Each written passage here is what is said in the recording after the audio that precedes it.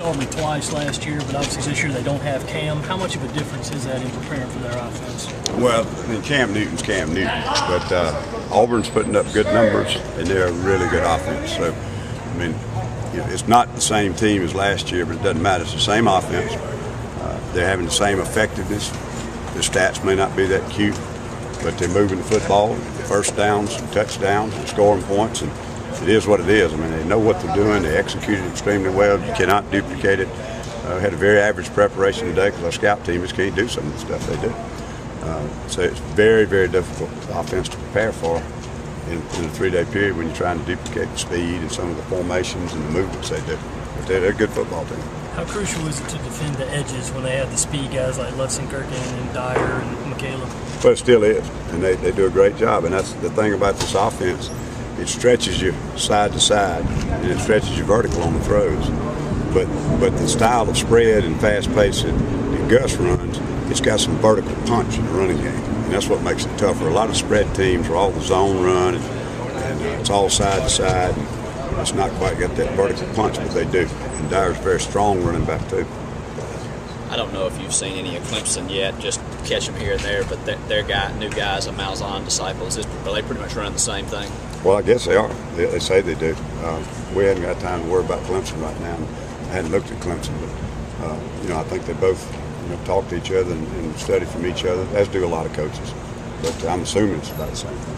How does Malzahn do it differently than other spread teams? Is it formations in the running game that make the biggest difference? They're a wing T running game, and the old wing T with all the cross blocking and trap blocking and pulls outside, angle blocking, and it's got a power element to it that a lot of spread teams don't have. A lot of people get in the spread and they go fast pace and they throw the ball around, they spread it to the skill guys on the edge, but they don't have the trap blocking, the power blocking in the run game that this style of offense has. So it makes you try to be physical in the box, but then you're also stretching out on the edges.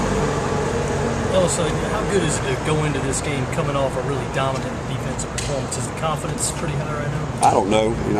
Every week's a new week. I think when players, I think winning helps winning, and losing does not. But different groups learn from different experiences. Some people can't get over losses, and some people can't get over wins. They don't know how to move off of success.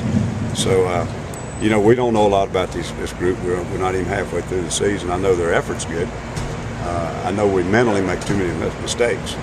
Beyond that, I really don't know how good we are because I don't think we've gone through enough of our schedule that we can measure it. So we'll find out one more element about that is how well do you respond after you play pretty well. I thought we responded pretty well when we didn't play very well.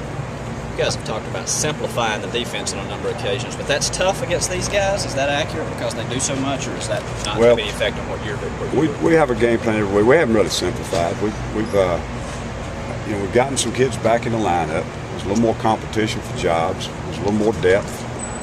And there are different game plans. You have to do different things. The complication in college football is all the different things you have to prepare for each week.